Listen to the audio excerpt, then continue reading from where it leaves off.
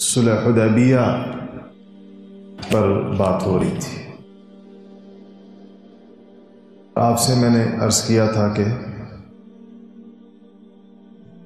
نبی کریم صلی اللہ علیہ وسلم نے جن شرائط کے اوپر صلح کی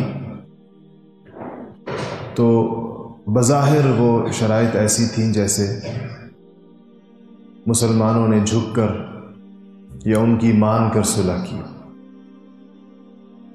حضرات صحابہ رضوان اللہ تعالی علیہم اجمعین کو اس پہ اشکال تھا۔ سیدنا عمر فاروق رضی اللہ تعالی عنہ اپنے خیالات کے اظہار میں چونکہ سب سے زیادہ جری تھے، اس لیے انہوں نے کھل کر اس پر اپنی رائے ظاہر کی کہ یہ بہت جھکی ہوئی شرائط کے اوپر صلح ہے۔ اور وہ پہلے سیدنا ابوبکر صدیق رضی اللہ تعالیٰ عنہ کے پاس آئے اور ان سے کہا کہ پوچھا ان سے کہ کیا رسول اللہ صلی اللہ علیہ وسلم رسول برحق نہیں؟ ان کا ہے۔ کہا کیا مسلمان حق پر نہیں؟ ان کا کہ ہیں۔ تو کہا کہ پھر کیا کفار باطل پر نہیں ہے؟ تو انہوں نے کہا کہ ہیں۔ تو عمر فاروق نے کہا کہ پھر ہم نے ذلت کی یہ شرائط کیوں قبول کی؟ سیدنا ابوبکر صدیق رضی اللہ تعالیٰ عنہ نے فرمایا کہ میں تو وہی جانتا ہوں جو رسول اللہ صلی اللہ علیہ وسلم نے فرمایا۔ تو اس پر وہ چلے گئے خود نبی کریم صلی اللہ علیہ وسلم کے پاس، اور ان سے جا کر یہی مکالمہ ہوا۔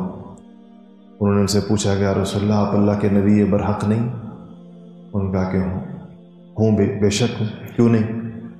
کہا کہ ہم مسلمان حق پر اور یہ کافر ناحق پر باطل پر نہیں ہیں۔ آپ نے فرمایا بالکل ایسا ہی ہے۔ ان کا پھر ہم یہ ذلت گوارا کیوں کریں جو شرائط ان کے ساتھ ہماری طے ہوئی؟ تو رسول اللہ صلی اللہ علیہ وسلم نے فرمایا کہ میں اللہ کا رسول ہوں اور وہی کرتا ہوں جو مجھے اللہ تعالیٰ کہتے ہیں۔ تو مطلب یہ کہ یہ اللہ تعالیٰ کے کہنے کے اوپر یہ صلح ہو رہی ہے۔ اور اس کے بعد عمر فاروق رضی اللہ تعالیٰ عنہ نے کہا کہ یا رسول اللہ آپ نے ہمیں مدینہ منورہ سے چلتے ہوئے نہیں فرمایا تھا کہ ہم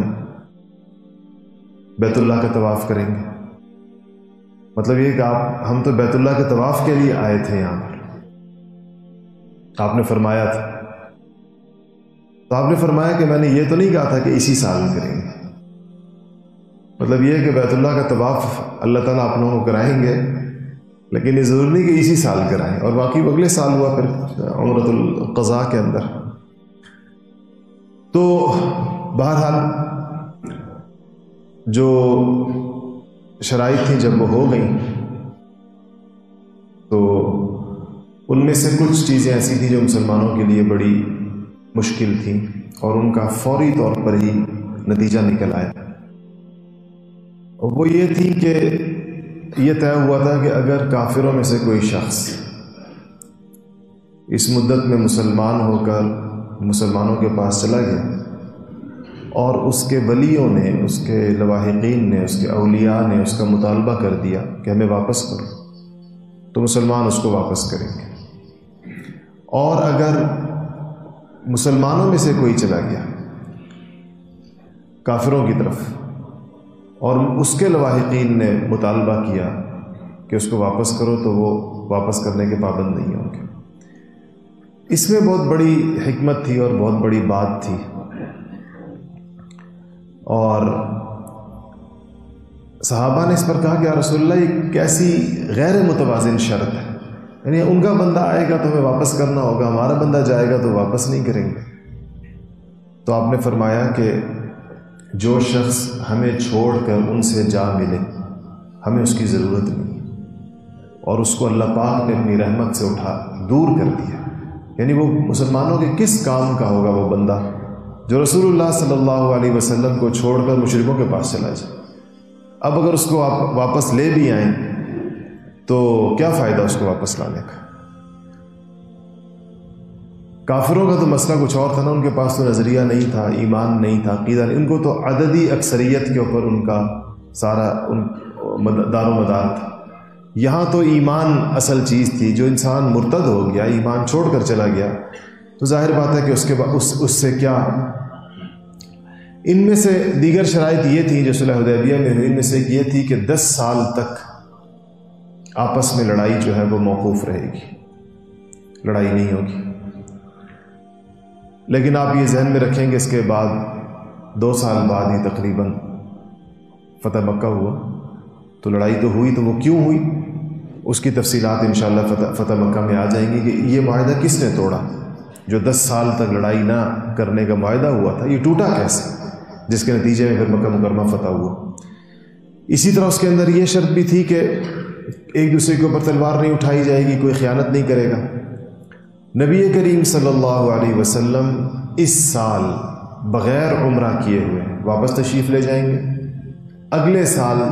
عمرہ کرنے کے لیے تشریف لائیں گے، اور اس میں صرف 3 دن قیام فرمائیں گے مکہ مکرمہ میں۔ اگلے سال جب عمرے کے لیے آئیں گے تو 3 دن مکہ مکرمہ میں قیام کریں گے، اور اس دوران بھی اپنے ساتھ کسی قسم کے ہتھیار یا کوئی ایسی چیز نہیں لے کر آئیں گے۔ اور چونکہ یہ معاہدہ مسلمانوں اور مشرکین مکہ کے درمیان ہے، تو مکہ مکرمہ میں رہنے والے بھی اور آس پاس اڑوس پڑوس کے جتنے بھی قبائل ہیں، ان کو اس بات کی اجازت ہوگی کہ وہ دونوں فریقین میں سے جس کے ساتھ مرضی ہے اپنا معاہدہ کر لیں، جس کے ساتھ مرضی شریک ہو جائے، جس کا مرضی حلیف ہو۔ اچھا، اس میں جب یہ معاہدہ لکھا جا رہا تھا، اور آپ کو پتہ ہے کہ مشرکین مکہ کی طرف سے سہیل ابن عمرو رضی اللہ تعالیٰ عنہ جو بعد میں مسلمان ہوئے، وہ تشریف لائے تھے، اس وقت مسلمان نہیں تھے، تو ابھی معاہدہ طے ہو گیا تھا لیکن لکھا نہیں گیا تھا، لکھا جا رہا تھا کہ ان کے بیٹے ابو جندل وہ رسیوں کے اندر بیڑیوں میں جکڑے ہوئے، وہ وہاں پہنچ گئے مسلمانوں کے پاس اور کہا کہ بہت میرے اوپر ایذائیں دی جا رہی ہیں اور بڑی تکلیفیں پہنچائی جا رہی ہیں۔ ان کو باندھا ہوا تھا ان کے گھر میں باپ نے، انہی سہیل ابن عمرو نے، اور وہ اس سے نکل کر آنے میں کامیاب ہو گئے۔ تو جب وہ آ گئے تو سہیل نے سب سے پہلا مطالبہ اپنے بیٹے کا کیا، کہا کہ ابھی معاہدے میں ہم نے یہ بات ہوئی ہے، تو اس پر صحابہ کی طرف سے کہا گیا کہ ابھی تو معاہدہ لکھا نہیں گیا پورا، اور ابھی وہ لکھا جائے گا، پھر اس کے بعد اس کے اوپر دستخط ہوں گے۔ اصولاً دستخط ہونے کے بعد جا کر وہ مرحلہ آتا ہے جس کے اندر معاہدے کو سمجھا جاتا ہے کہ یہ پورا ہو گیا، لیکن انہوں نے کہا کہ نہیں، زبانی کلامی ہمارے درمیان شرائط طے ہو گئی، اور ہم اس متفقہ بات کو بس اب یہ ڈرافٹنگ ہو رہی تھی، اس کو ڈرافٹ کر رہے۔ تو آپ صلی اللہ علیہ وسلم نے فرمایا کہ ہاں، اس لیے ان کو واپس کر دیا جائے، اور ان سے کہا، ابو جندل سے کہا کہ ابو جندل صبر کرو، اور اللہ جل شانہ کے ساتھ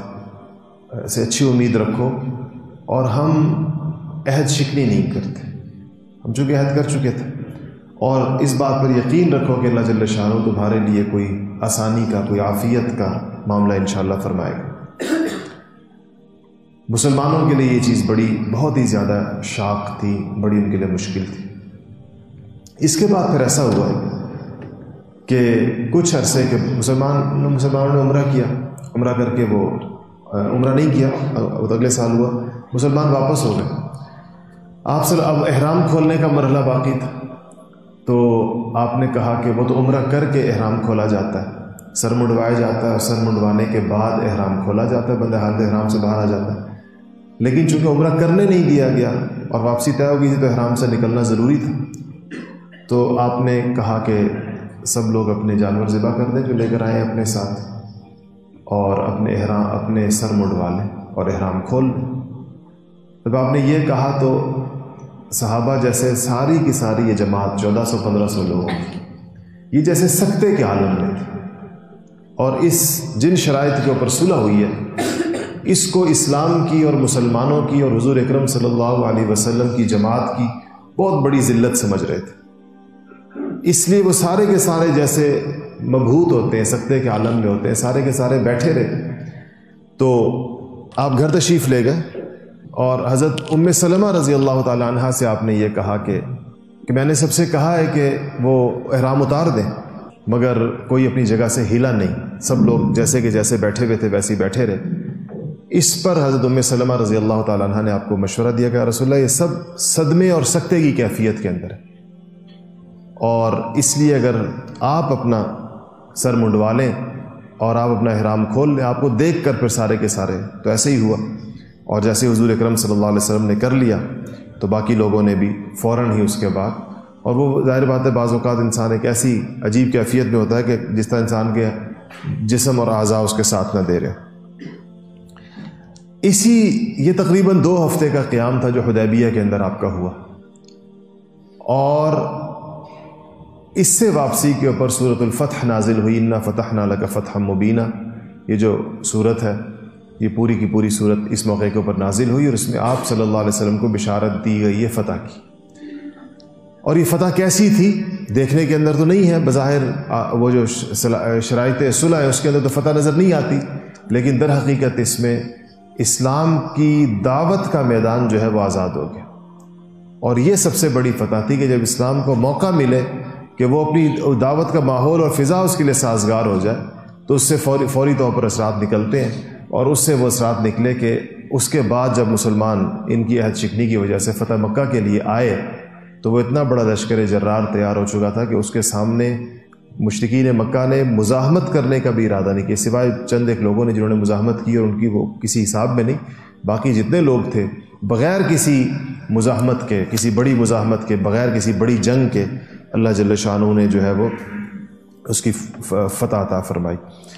اچھا، یہاں پر ایک چیز اور بھی تھی کہ آپ صلی اللہ علیہ وسلم نے اپنے اس عہد کی بڑی پاسداری فرمائی۔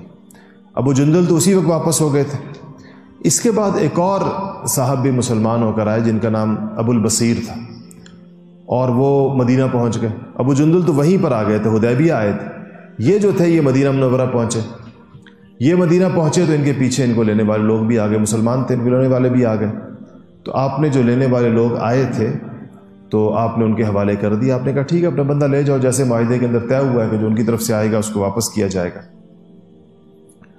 تو ابو جندل ان صاحب نے، ابو البصیر نے بڑی دہائیاں دی کہ یہ لوگ مجھ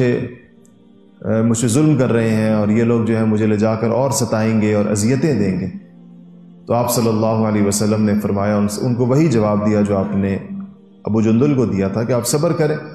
اور اللہ تعالیٰ سے حالات کے ٹھیک ہونے کی امید رکھیں۔ تو یہ لوگ چل پڑے۔ جب وہ جو لوگ ان کو لینے کے لیے آئے تھے مکہ سے، جب یہ لوگ ذوالحلیفہ پہنچے جو مدینہ سے نکلنے کے بعد ایک جگہ آتی، تو ان لوگوں سے ابو جندل نے ان میں سے ایک سے کہا کہ تمہاری یہ تلوار بڑی عمدہ ہے اور بڑی مہنگی اور بڑی قیمتی قسم کی تلوار لگتی ہے۔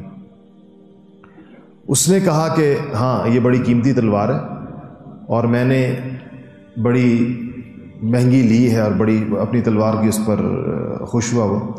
اور اس نے کہا میں اس کو کئی دفعہ آزما چکا ہوں، یہ بڑی زبردست ہے، کام بہت زبردست کرتی ہے۔ تو ابو جندل نے کہا کہ ذرا مجھے دکھاؤ تو کیسی ہے، میں اس کی دھار دیکھوں۔ تو اس نے اس جوش کے اندر جو اس کی تلوار کی تعریف ہو رہی تھی، تلوار ابو جندل نے ابو البصیر کو، تو تلوار ان کو پکڑا دی۔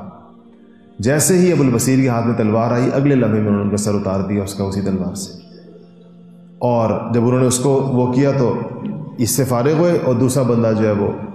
سرپٹ بھاگا، یہ اس کے پیچھے بھاگے لیکن اس کو نہیں پکڑ سکے، وہ بھاگ گئے۔ یہ مدینہ تو نہیں جا رہے تھے واپس، ان کو پتا تھا کہ اگر میں مدینہ گیا تو اب تو میرے اوپر، پہلے تو صرف اسلام کا مسئلہ تھا، اب تو قتل بھی میرے اوپر ہے، اب اگر میں مدینہ گیا اور مجھے لینے کے لیے مکہ سے کوئی آیا تو آپ صلی اللہ علیہ وسلم مجھے پھر حوالے فرما دیں گے۔ انہوں نے مدینہ سے باہر نکل کر ایک رستہ تھا سمندر کی سائڈ کی طرف والا، جہاں سے قریش کے قافلے گزرا کرتے تھے جو شام جاتے تھے، یہ وہاں جا کر انہوں نے اپنا ڈیرا ڈال دیا۔ اب اللہ کا کرنا ایسا ہوا کہ کوئی 2-3 لوگ اور بھاگے مکہ مکرمہ سے، اور ہر ایک کو پتا تھا کہ مدینہ نہیں جانا کیونکہ واپس پیچھے لوگ آئیں گے تو حوالے ہو جائیں گے، تو وہ انہی ابو البصیر کے پاس جا کر وہاں پر جمع ہوتے گئے، چند لوگ اور بھی چلے گئے۔ اب انہوں نے یہ کیا کہ جو قریش کے قافلے جاتے تھے شام، یہ ان کو لوٹا کرتے تھے، ان کے بندے مارا کرتے تھے، ان پہ چھاپہ مار کاروائیاں کرتے تھے۔ ایک قافلے کے ساتھ ہوا، دوسرے قافلے کے ساتھ ہوا، تیسرے قافلے کے ساتھ ہوا، بالآخر قریش کا وفد آیا حضور اکرم صلی اللہ علیہ وسلم کی خدمت میں اور ان سے کہا کہ جی یہ جتنے بندے جو وہاں رستے کے اندر بیٹھے ہوئے مدینہ سے باہر اور ہمارے رستہ روکتے ہیں، ہم آپ کے ساتھ اس معاہدے کی اس شق کے اندر یہ ترمیم کرتے ہیں کہ آپ ان کو واپس بلا لیں مدینہ منورہ، ہمیں ان کے مدینہ منورہ بیٹھنے پر کوئی اعتراض نہیں،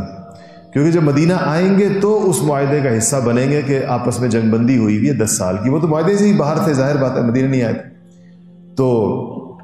آپ ان کو مدینہ بلا لیں، ہم ان کا مطالبہ نہیں کرتے۔ تو آپ صلی اللہ علیہ وسلم نے ایک خط لکھا ابو البصیر کے نام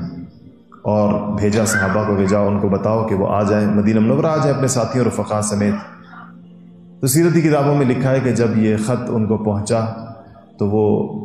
نزع کا عالم ان کے اوپر طاری تھا، بیمار ہو گئے تھے،